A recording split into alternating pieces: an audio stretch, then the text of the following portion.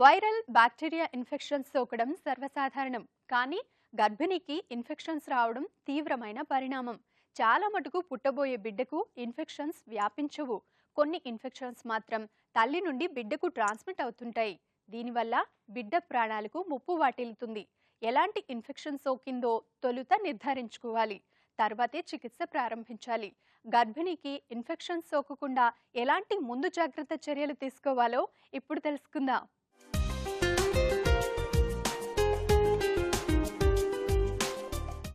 చాలామంది మహిళలు ప్రసవం తర్వాత తమ ఆరోగ్యం విషయంలో అంతగా శ్రద్ధ తీసుకోరు. గర్భవతిగా ఉన్నప్పుడు తీసుకున్న శ్రద్ధ, జాగ్రత్తలు కాన్పు జరిగిన తర్వాత తీసుకోకపోవడంతో మహిళల్లో పలు రకాల ఆరోగ్య సమస్యలొస్తాయి. డెలివరీ తర్వాత స్త్రీలలో ఇన్ఫెక్షన్, జ్వరం రావడం, యూరినరీ ప్రాబ్లమ్స్, బ్రెస్ట్ ప్రాబ్లమ్స్, నరాల్లో రక్తం గడ్డకట్టడం వంటి ఆరోగ్య సమస్యలు ఎదురవుతాయి. దీన్ని దృష్టిలో పెట్టుకుని డెలివరీ తర్వాత మహిళలు జాగ్రత్తలు తప్పనిసరిగా తీసుకోవాలి.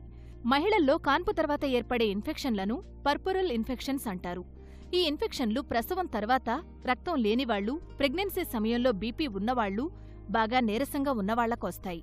గర్భాశయ ఇన్ఫెక్షన్ వల్ల శరీరంలో మొత్తం ఇన్ఫెక్షన్ వ్యాపిస్తుంది. గర్భిణీ స్త్రీకి తగిన శుభ్రతలు పాటించకపోవడం వల్ల పుట్టిన బిడ్డ అంటువ్యాధులు కలిగించే సూక్ష్మజీవుల బారిన పడవచ్చు. తల్లి బిడ్డలు ఆరోగ్యంగా ఉండడానికి గర్భిణీ సమయంలో సరైన పోషణ చాలా అవసరం. బియ్యం, గోధుమలు, పాలు, పాలతో చేసిన పదార్థాలు, మాంసం, గుడ్లు, నెయ్యి, ఆకుకూరలు, తల్లికి ఎక్కువగా శక్తి లభించే ఆహార పదార్థాలు ఇవ్వడం వలన తక్కువ బరువుతో ఉన్న పిల్లలు పుట్టకుండా ఉంటారు. ఇటువంటి ఆహారం తీసుకోవడం వల్ల గర్భిణీ స్త్రీలకు ఇన్ఫెక్షన్ సోకదు. ప్రెగ్నెన్సీ అనేది ఇమ్యూనో కాంప్రమైజ్ స్టేట్, అంటే తొందరగా మనకి ఇన్ఫెక్షన్స్ వచ్చే అవకాశాలు ఎక్కువగా ఉంటాయి. ఎప్పుడైతే మనం శరీరంలో ఇంకొక బేబీని మనము రిజెక్ట్ చేయకుండా డెవలప్ అవుతుందంటేనే దాంట్లో మనం ఇమ్యూనిటీ చాలా తక్కువగా ఉంటుంది.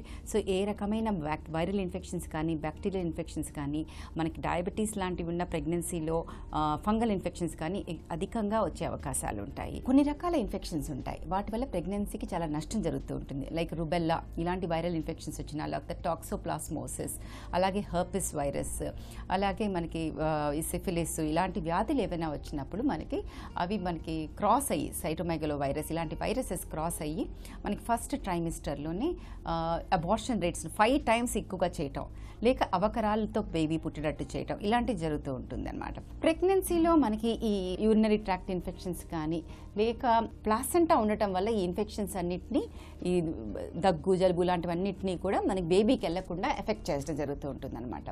సో ఈ ప్లాసెంటల్ బ్యారియర్ వల్ల మనకి బేబీ హెచ్ఐవి లాంటి ఇన్ఫెక్షన్స్ నుంచి కూడా మనం బేబీని సేవ్ చేయడం జరుగుతూ ఉంటుంది. కానీ లోకల్గా ఎప్పుడైతే ఇన్ఫెక్షన్స్ ఉంటాయో, హెర్పిస్ లాంటివి కానీ, హెచ్ఐవి లాంటివి కానీ ఉన్నప్పుడు వాళ్ళకి తప్పనిసరిగా మనం సిజేరియన్ చేస్తుంటాము. ఎందుకంటే బేబీకి మనం ఎఫెక్ట్ అవ్వకుండా ఉండటానికి. లేకపోతే ఈ ప్లాసెంటా వల్ల ఈ బేబీస్ చాలా వరకు ఈ ఇన్ఫెక్షన్స్ నుంచి ఎఫెక్ట్ అవ్వవు. కానీ ఇన్ఫెక్షన్స్ కనుక మనం ప్రెగ్నెన్సీలో ట్రీట్ చేయకపోతే ఉమ్మనీరుకి ఎఫెక్ట్ అయినప్పుడు ఉమ్మనీరు పోవటం కానీ, లేక సెప్టిసీమియాలోకి వెళ్ళటం కానీ, ఐయుజిఆర్ అంటే బేబీ గ్రోత్లో ఎఫెక్ట్ అవ్వటం కానీ, లేక చికెన్ పాక్స్ లాంటివి డెలివరీకి జస్ట్ ముందు మనకి ఎఫెక్ట్ అయితే బేబీకి చాలా ప్రాణాంతకంగా అవ్వటం కానీ, అలాంటివి జరుగుతూ ఉంటుంది. గర్భిణీ సమయంలో తల్లి ఆరోగ్యానికి, బిడ్డ పెరుగుదలకు సరిపోయేంత ఆహారం కొంచెం కొంచెంగా ఎక్కువసార్లు తినాలి. కాల్షియం, ఇనుము అధికంగా ఉన్న ఆహారం తీసుకోవాలి. సరైన పోషకాహారంతో పాటు సరైన విశ్రాంతి తీసుకోవాలి. మహిళల్లో కాన్పు తర్వాత ఇన్ఫెక్షన్ల నివారణకు ప్రత్యేక శ్రద్ధ తీసుకోవాలి. గర్భం ధరించినప్పుడు రెగ్యులర్గా గైనకాలజిస్టులను సంప్రదించాల్సి ఉంటుంది. డాక్టర్లు రక్తం తక్కువగా ఉన్నవారికి, బీపీ ఉన్నవారికి అవసరమైన చికిత్సలు చేస్తారు. ప్రసవానికి ముందు పళ్లలో, చిగుళ్లలో ఇన్ఫెక్షన్ ఉన్నా, టాన్సిల్స్ ఇన్ఫెక్షన్ ఉన్నా వెంటనే ట్రీట్మెంట్ తీసుకోవాలి. డెలివరీ సమయంలో రక్తం తక్కువగా ఉన్నవారికి రక్తం ఎక్కిస్తారు. అవసరమైన వారికి యాంటీబయాటిక్స్ను అందిస్తారు. ప్రెగ్నెన్సీలో ఇప్పుడు మనకి బయట మనం చూస్తున్నాం, వచ్చే ఇన్ఫెక్షన్ బట్టి డిసైడ్ చేస్తాం. యూరిన్లో ఇన్ఫెక్షన్స్ రావటం, లేకపోతే గర్భాశయ ముఖద్వారం దగ్గర ఇన్ఫెక్షన్స్ రావటం, లేక రెస్పిరేటరీ ట్రాక్ట్ ఇన్ఫెక్షన్స్ తొందరగా రావటం. ఇప్పుడు ఫ్లూ లాంటివి ఎక్కువ ఉన్న ప్రెగ్నెన్సీలో గర్భస్థ స్త్రీలలో తొందరగా మనకి స్వైన్ ఫ్లూ లాంటివి రావటం జరుగుతుంటుంది. ఎనీమియా అనుకోండి, రక్తహీనత కనిపించింది అంటే మనం ఎక్కడైనా ఇన్ఫెక్షన్స్ ఉన్నాయా అని మనం వెతకాల్సిన అవసరం ఉంటుంది. దగ్గు, రెస్పిరేటరీ ఇన్ఫెక్షన్స్ ఉన్నప్పుడు వాటికి బ్యాక్టీరియల్ ఇన్ఫెక్షన్కి ట్రీట్మెంట్ చేయడం జరుగుతుంటుంది. అలా కాక కింద వైట్ డిశ్చార్జ్ పరంలో వస్తే మాత్రం దాని సెక్రీషన్స్ని మనం స్ట్రెప్టోకాకసా, లేక బ్యాక్టీరియల్ ఇన్ఫెక్షన్సా, లేక ఫంగల్ ఇన్ఫెక్షన్సా అని చూడటం జరుగుతుంటుంది. సో కంప్లీట్ బ్లడ్ పిక్చర్, దాంట్లో లింఫోసైట్స్ ఎక్కువ ఉన్నాయా, న్యూట్రోఫిల్స్ ఎక్కువ ఉన్నాయా, అలాగే ప్రెగ్నెన్సీలో ఇట్ సెల్ఫ్ మనకి టోటల్ ల్యూకోసైటిక్ కౌంట్ ఎక్కువ ఉండటం జరుగుతుంటుంది. అలాగే వీళ్ళలో బ్లడ్ షుగర్స్ ఎక్కువ ఉండి ప్రెగ్నెన్సీలో మామూలుగా వచ్చే ఇన్ఫెక్షన్స్ కన్నా ఎక్కువగా చేసేందుకు ఏమైనా ఆస్కారం ఉన్నాయా, ఇవన్నీ చేయటం జరుగుతూ ఉంటుంది. ఏ త్రైమాసికంలో వచ్చాయి అనే దాన్ని బట్టి మన ట్రీట్మెంట్ జరుగుతుంటుంది.